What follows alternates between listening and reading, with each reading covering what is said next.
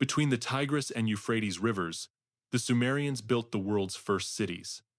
They invented writing, developed mathematics, and constructed massive temples called ziggurats. At the center of their civilization stood a pantheon of gods who controlled every aspect of existence. These deities ruled from the heavens, shaped human destiny, and demanded worship through elaborate rituals. This is the story of seven major gods who defined Sumerian religion and influenced civilizations for thousands of years.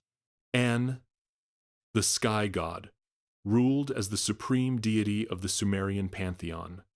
His name translates directly to sky or heaven. The Sumerians placed An at the apex of divine hierarchy, above all other gods in authority and cosmic rank, and resided in the highest heaven, the third and uppermost level of the cosmos. From this position, he exercised ultimate power over divine and mortal affairs. The god possessed the divine decrees that governed civilization, from kingship and priesthood to warfare and music. These cosmic principles formed the foundation of order in both heaven and earth. Despite his supreme position, An remained distant from human affairs. He delegated practical governance to younger, more active gods. This detachment reflected Sumerian understanding of cosmic order. Ultimate authority existed separate from daily administration. Kings claimed their right to rule through An's divine sanction, making him central to political legitimacy even as other gods handled direct intervention in mortal concerns. The transition from An's distant authority to active divine governance began with his son, Enlil, king of the gods, commanded the space between heaven and earth.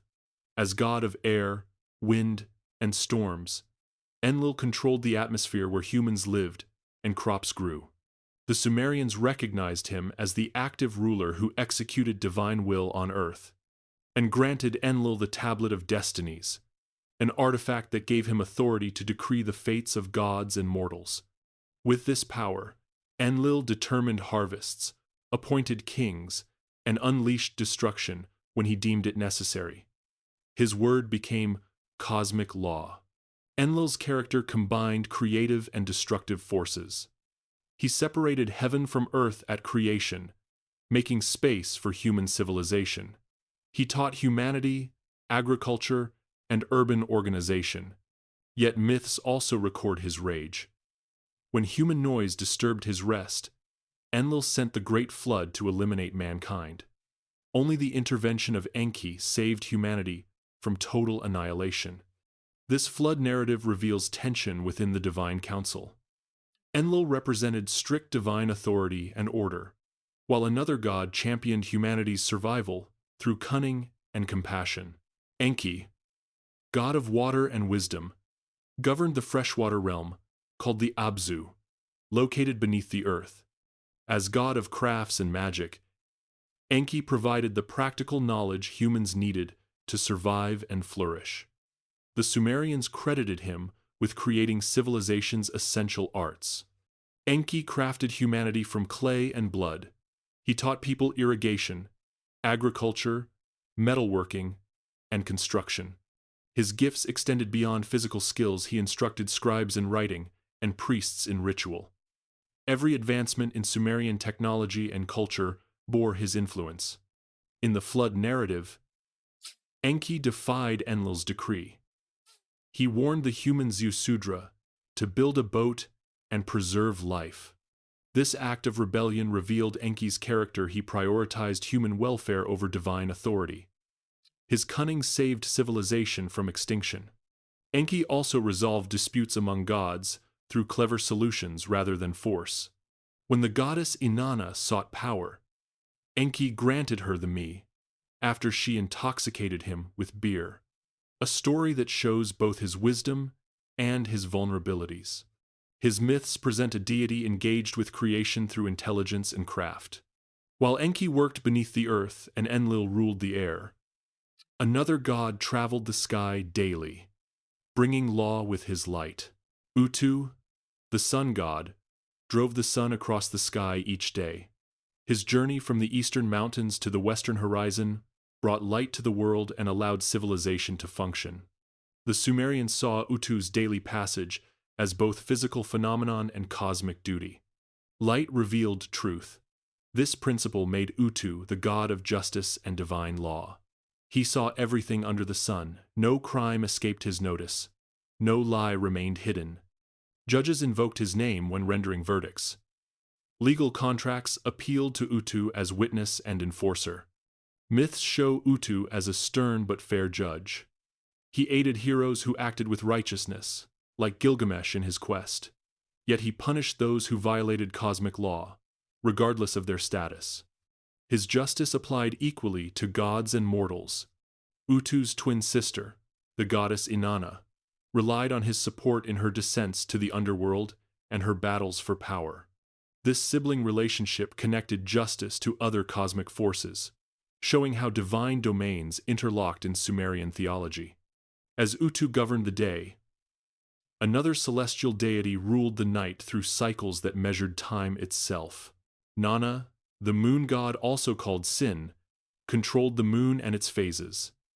His monthly cycle provided the Sumerians with their calendar, structuring time for agriculture, festivals, and ritual observance.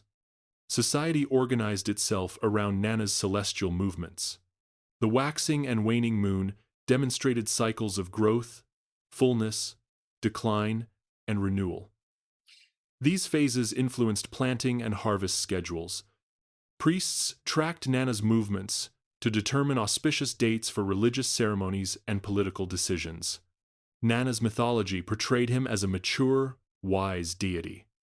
He fathered Utu and Inanna, connecting lunar cycles to solar justice and divine warfare.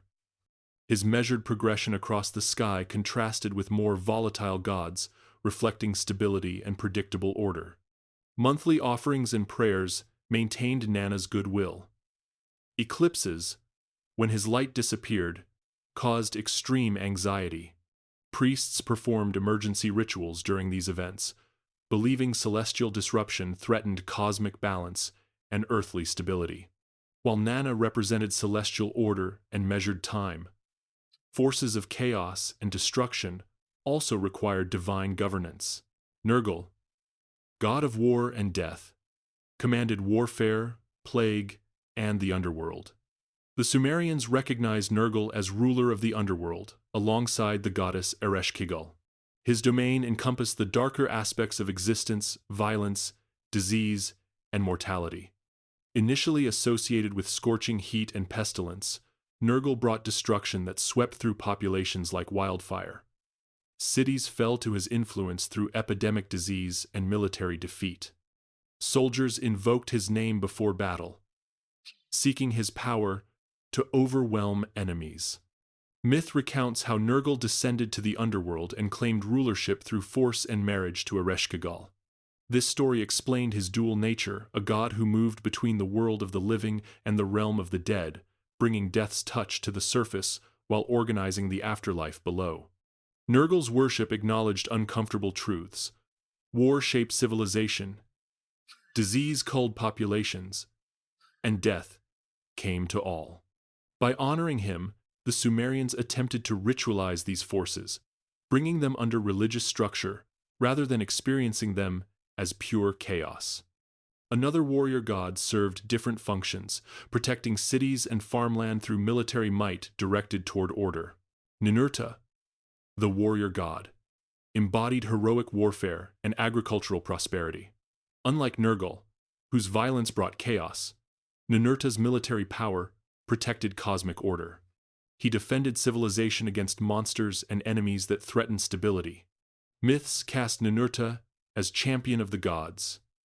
He slew the demon Asag, whose existence threatened to return the world to primordial chaos. He defeated the Anzu bird, a divine creature that stole the Tablet of Destinies from Enlil. These victories restored proper hierarchy and preserved the structure of reality. After battle, Ninurta turned to agriculture. He organized the Tigris River, creating irrigation systems that made farming possible. He piled stones from his defeated enemies to form mountains, shaping geography itself. These acts connected military victory to agricultural abundance. Both required strength directed toward productive ends. Farmers and soldiers both honored Ninurta.